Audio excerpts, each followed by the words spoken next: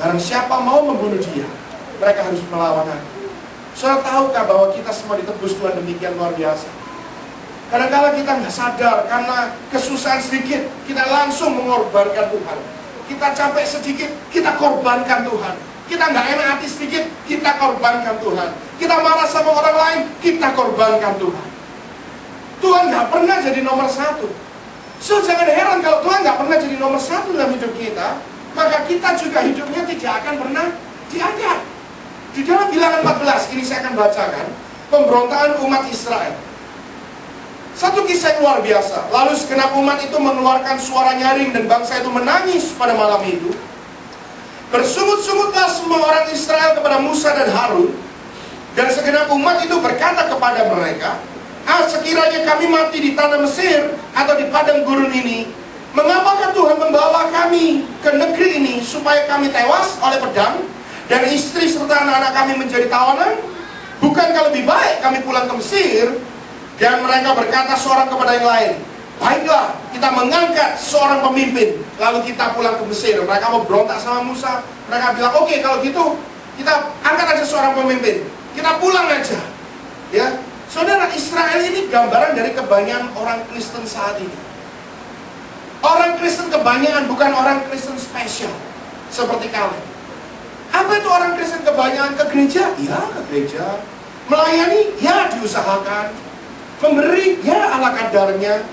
Dengar firman? Ya, kadang-kadang suka, kadang-kadang ngantuk. Doa?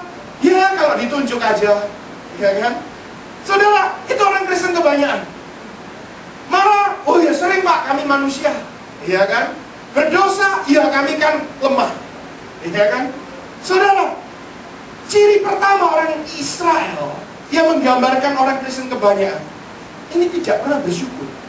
Sukanya komplain terus. Sudah dituntun Tuhan, keluar dari Mesir dengan begitu luar biasa tanda-tanda yang menyertai. Mereka lupa kenapa sih Tuhan itu nuntun mereka. Ngapain Tuhan nuntun mereka keluar? Oh, dibuat main-main atau dibuat iseng-iseng? Enggak, Tuhan menuntun mereka keluar supaya mereka dilepaskan dari penjajahan Mesir dan diajak masuk ke tanah perjanjian. Buat apa dibawa masuk ke tanah perjanjian? Supaya masa depannya lebih baik. Saudara sadar gak kita ini dituntun Tuhan untuk masuk ke dalam tanah perjanjian kita, supaya masa depan kita lebih baik. Tapi kadang-kadang sering kali kita gak pernah sadar kalau Tuhan menuntun kita ke masa depan yang lebih baik. Kita pikir, Tuhan tuntun kita kemana sih? Enak di sini Tuhan. Ya, di sini aku sudah nyaman. Bisa nonton TV sampai pagi, main komputer sampai pagi, kerja sampai pagi. Ngapain aja sampai pagi? Sisanya nanti kalau pagi aku masih bisa hidup, sisanya aku kasih Tuhan. Ya kan? Siapa di sini kalau main komputer ngantuk? Ada? Ada yang nonton film? Aduh capek aku, kapan ini selesainya? Kapan ini selesainya? Ada? Ada ya? Ya kalau filmnya India. Saya nonton, gak pernah ngantuk karena saya suka nonton, tapi nonton tertentu. Ya, saya diajak nonton istri saya Eclipse. Oh, Eclipse ya. Gak tahu orang kok suka film itu, saya juga heran. Saya ngantuk saya. Aduh, kapan ini kelarnya? Kapan ini kelarnya? Saya nggak bohong. Saya nonton, saya dengar khotbah dalam satu hari. Saya bisa dengar 7-8 khotbah non-stop. Saya bisa. Tapi nonton film yang satu ini, saya aduh kapan selesainya? Udah kelar. Berapa minggu kemudian dia nanya lagi, kamu mau barengan aku nggak nonton ke Fox Theater? Kita kan belum pernah ke Fox Theater, orang Atlanta. Oh mau nonton apa? Eclipse. Kan sudah, dia nonton lagi. Aduh man, aku ini cinta sama kamu. Tapi dalam hal ini aku masih bergumul. Iya kan? Saya bilang, apa bagusnya sih film itu? Iya kan? Tapi kadang-kadang kita nonton, mata yang melotot gitu, nggak jelas, nggak menyelamatkan. Kita main komputer, melotot begitu. Saya juga punya hobi. Saya hobi anjing, saya hobi makan. Anak saya bilang, Dad, just 2 book yang kamu bisa baca, Bible and menu katanya. You never read other book. Ya dia bilang begitu. You cuma read Bible sama menu. Itu 2 aja yang kamu suka. Dia notice. Iya kan? Saudara, but still, kalau untuk urusan Tuhan, saya nggak munafik. Tapi saya mau katakan, saya disiplin diri saya. Dan saya tahu, bukan karena saya sugesti mengikuti, karena saya tahu, waktu saya mendahulukan Tuhan luar biasa, Tuhan juga mendahulukan saya secara luar biasa. Kita harus menjadi orang Kristen yang spesial. Dulu saya ke disko, saya nggak pernah ngantuk. Dari klub satu masuk ke klub lain. Kadang-kadang orang di sini masuk satu klub, kalah. Saya di Surabaya bisa satu malam masuk 3 klub. Dulu Calypso belum kebakar, ya. Dulu ada satu di Studio X kalau nggak salah zaman saya. Banyak di Surabaya. Ya, saya menikmati. Tapi karena tuh Paulus bilang begini, waktu aku mengenal Tuhan, yang lalu sudah berlalu dan yang lalu aku anggap sampah. Dia bilang begitu. Nah, Tuhan aku anggap sesuatu yang berharga karena aku mengenal kuasa kebangkitan. Saat saya mengenal Tuhan, saya nggak munafik. Saya kenal Tuhan, terus saya mesti bilang, saya nggak suka. Ini dosa.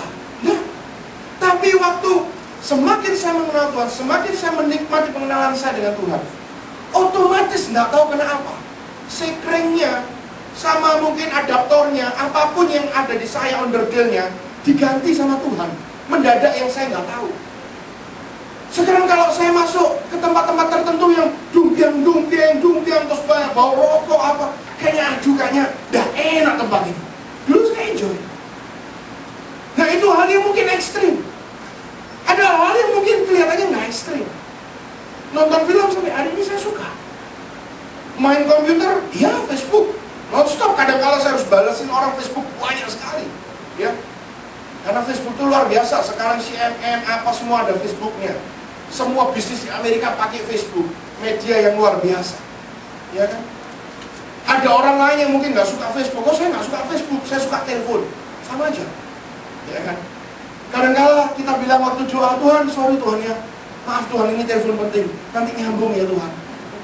Sorry, kita angkat teleponnya, kita ngomong.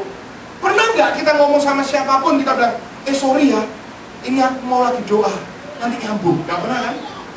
Iya, nggak pernah. Bahkan kita kan tidak usah seperti itu. Iya, nggak usah seperti itu. Tapi at least dalam hatimu kau tahu mana prioritas. Bisnismu prioritas atau Tuhan? Uang prioritas atau Tuhan? Hiburanmu prioritas atau Tuhan? Kita tidak usah jawab, saya juga tidak usah jawab. Kita akan jawab masing-masing dalam hati kita kepada Tuhan. Mari kita jadi orang yang spesial. Israel ini nggak spesial, saudara. Kalau nggak spesial, kenapa dipilih Tuhan? Sedikit masuk teologis ya. Kalau nggak spesial, kenapa dipilih Tuhan? Lupa, masa ada kesaksian hamba Tuhan yang dahsyat bisa masuk neraka? Kenapa itu Matius 7:22 dikatakan ada orang-orang yang luar biasa pada akhirnya masuk neraka ditolak Tuhan? Ya kan? Kenapa Israel begitu? Itu ada. Kenapa Israel kok dipilih Tuhan? Padahal Israel ini tegar tengkuk gitu. Saya mau katakan begini, kadang-kala Tuhan memilih itu bisa dia pakai, dia bisa manfaatkan. Kadang-kala kalau nggak ada yang dipilih, kalau udah kepaksa, ya dia pilih. Saya mau kasih contoh. Ini kira-kira Tuhan mau melawat sebuah kota, karena satu kota sudah berdoa minta lawatan Tuhan. Tapi waktu Tuhan utus malaikat, coba kamu lihat ada berapa hamba Tuhan di situ yang kita bisa pakai. Malaikat bilang ada 4 Tuhan. Ada 4. Oh iya, siapa aja? Coba lihat resumenya. Ini hamba Tuhan 1, Pak. Dia kudus, cinta Tuhan. Tapi dia suka takut, Pak. Kalau diajak KKN bilang, nanti jangan-jangan gak mutu. Kalau diajak nginjil, jangan-jangan nanti orang Islam marah. Kalau diajak bangun gereja, jangan terlalu besar. Nah, Tuhan bilang, acuh juga ini ya. Kalau buat lawatan kita pakai dia, bisa-bisa yang dimenangkan cuma paling 10-20 orang. Coba hamba Tuhan B. Hamba Tuhan B ini juga cinta Tuhan. Tuhan dia luar biasa, kudus, suci, ya kan? Tapi dia umurnya sudah tua sekali, ya kan? Sudah 80 sekian tahun. Ini menurut schedule nanti sore dijemput.